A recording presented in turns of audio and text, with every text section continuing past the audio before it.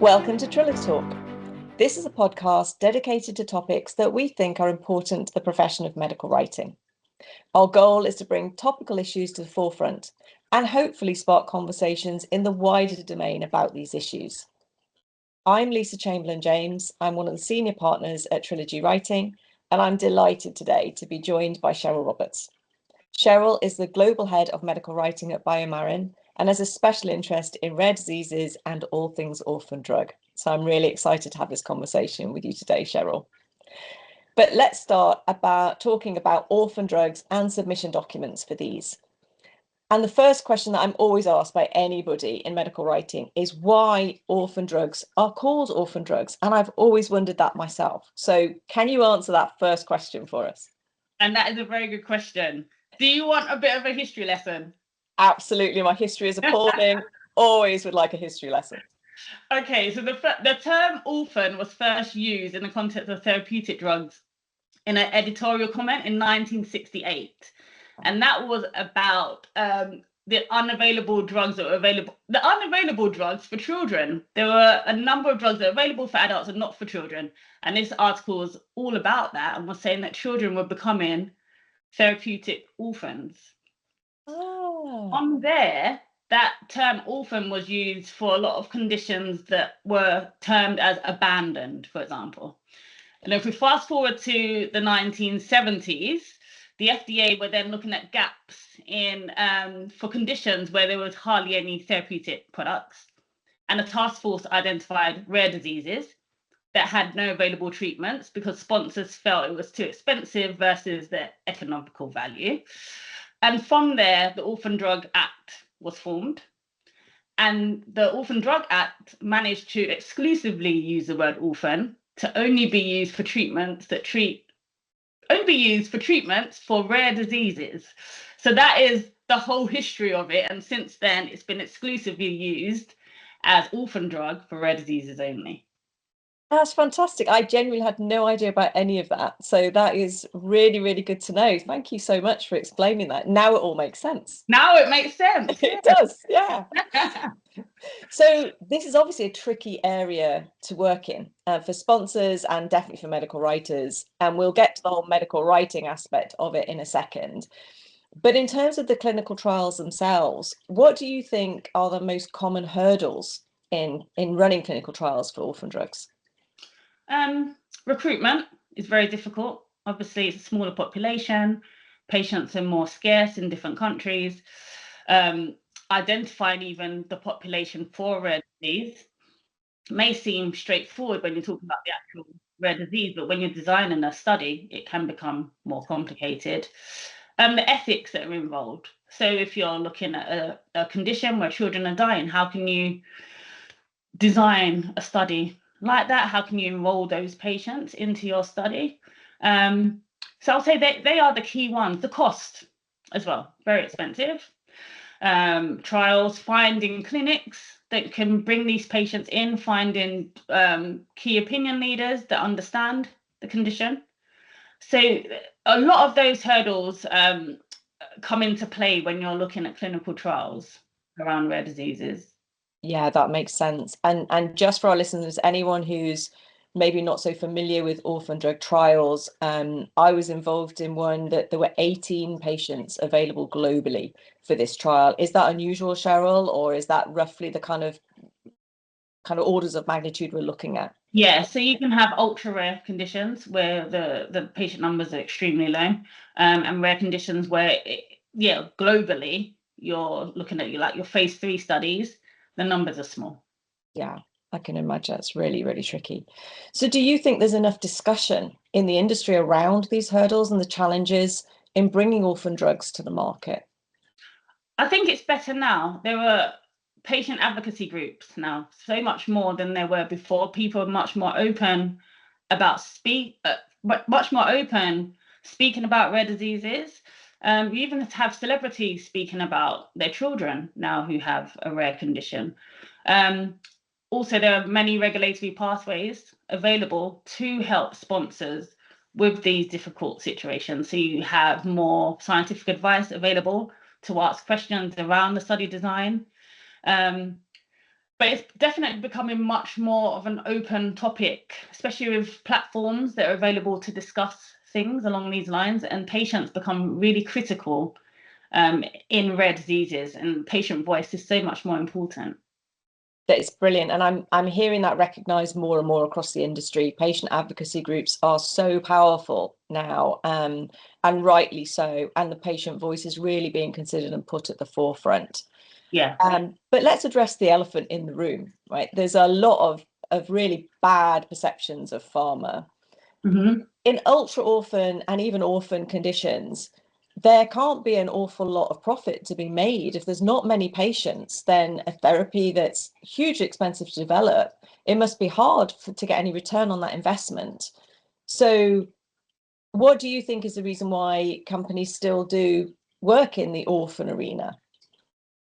So many different factors. A lot of companies do put patients first in terms of it becomes very patient centric. Patients come to the sites, patients know people at the companies, the investigators, but the health authorities have helped with that. So you have these incentives where fees are reduced fees, opportunities for more scientific advice. The key is market exclusivity. So if a company can get a drug onto the market as an orphan designated drug, they can also have 10 years market exclusivity, which allows them to draw that investment back in. So these are the key incentives that the health authorities help with, and companies are becoming more patient-centric. I love that, because I think you hear so many, especially working with pharma and in pharma, the general public and people who don't work in our area often have a very negative view of pharma. And actually, I think a lot of it is just a lack of education and understanding. There's an awful lot of really good work from the health authority side and from the pharmaceutical side, as you say, to really try and help orphan designated therapy areas. And I think if more was known about that, actually, maybe people's perception of the pharmaceutical industry might change a bit. It would vary, yeah. And again, just going back to these platforms, people are able to learn much more about it. There's an unmet medical need, and a lot of pharmaceutical companies are stepping in to try and help that. That's fantastic to hear. It really is nice to hear. And certainly, obviously, we've both worked in this area for a long time, and it's our experience of it. But yeah, when you hear things about big bad pharma, it does make me very sad. So it's great to get this message out that actually it's not all big bad pharma. Pharma's doing a lot of good work out there. Exactly. And there are a number of available treatments for rare diseases that were not available to patients just over like 30 years ago. So there's been a lot of advancement. It's such a good news story. I really wish it was more out there, but patient advocacy groups, I think, are really helping in that respect. They're instrumental. So we're medical writers, which sounds like a bit of an admission, but we are medical writers and proud to be medical writing nerds. So what do you think, from a medical writing perspective, are the main differences? We write regulatory documents for all kinds of pharmaceuticals, obviously, but specifically for orphan drugs, what are the main differences in writing the dossier documents and the other documents that surround it? So one document that you may specifically work on that you wouldn't for a common condition would be an orphan drug designation application. Scientific sections A to E, where you explain what the condition is, the mode of action within of that drug within that rare disease, and justify why that should be deemed as a rare condition so that it can be assigned orphan designation. And that's a specific document that you need to complete and apply for prior to in Europe, prior to your marketing application, in the UK at the same time. So you have differences now. And something that you need to show you've maintained as well at your marketing authorization stage. That's one of the key things. But when all of the other documents are very much similar. You may have more briefing books because you'll have more health authority interactions around study designs, around your clinical development plan, maybe around your results. But in terms of your actual protocol writing, that may be more complex in the sense of you may have single arm studies rather than a placebo control group. You may have a smaller study design that needs to be, a smaller sample size that needs to be justified. complex stats to analyze the results. So you need to think outside of the box, be an experienced writer, but also know how to take it one step further. And in terms of your actual filing dossier, again, you may have one study in a single arm, and this is where you tend to bring in real world evidence. So you can look at data from historical platforms such as medical charts, or contemporary data, prospective data from another ongoing observational study, for example. And that again brings in more complex stats where you're comparing your treatment data to non-treatment data, treatment naive patients, from 2 different platforms. So there are also different regulatory pathways to consider. And you look at your totality of data. So it's not your typical package in terms of content, and you may have to think quite differently to prepare it, but the general alignment with medical writing is there. You just have to really think outside of the box and know that there isn't always available guidance as you would for a common condition. Yeah, I guess there's fewer kind of reference documents. You can't see how other people have done it because there aren't many other people doing it. Right. Sometimes no one's ever done it. Sometimes you're explaining what the condition is to the health authorities if they don't have a division around that. And you're almost teaching the health authorities what that condition is at the start, which is obviously very different to a common condition. So no references, a lack of references, no publication to say, this is a learned study design. So it's not creative, because we're not really in that traditionally area. creative. Yeah. But you do have to think about things that you wouldn't typically think about when it comes to common diseases, looking at study designs, etc. It was certainly my experience. There was no literature to fall back on. Yeah. And I couldn't say, well, Joe Blogg's company has done this, so that's why we've decided to do it the same way. And there was very little cross-referencing to do. And I'm really glad that you kind of mentioned that you might have to explain the whole condition, because we very much had to do that. There were 18 patients globally, so nobody was very familiar with this condition, and we had to start really from scratch. This is what the condition is, and also this is the impact on the patients. Yes. Because often these orphan drugs are very, very expensive because there's so much that goes into producing them, and they're very specifically tailored. They're often right at the cutting edge of new technologies in terms of pharmaceuticals. So you often have to explain why. You have to justify why they need a marketing authorization for something that's hugely expensive with a very, very small potential kind of benefit market.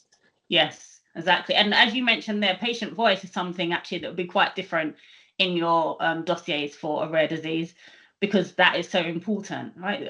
Not having a reference piece, a published paper, patient becomes very important to identify what the concerns are, where they've seen an improvement with the treatment, how that's benefited their quality of life.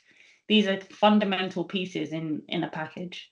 Absolutely. The benefit risk discussion becomes all important. It's critical. I mean, it's very important, obviously, in any submission, but particularly in this area, the benefit risk is the most critical point to put across, really, to kind of convince an authority to give the license. That's right. Awesome.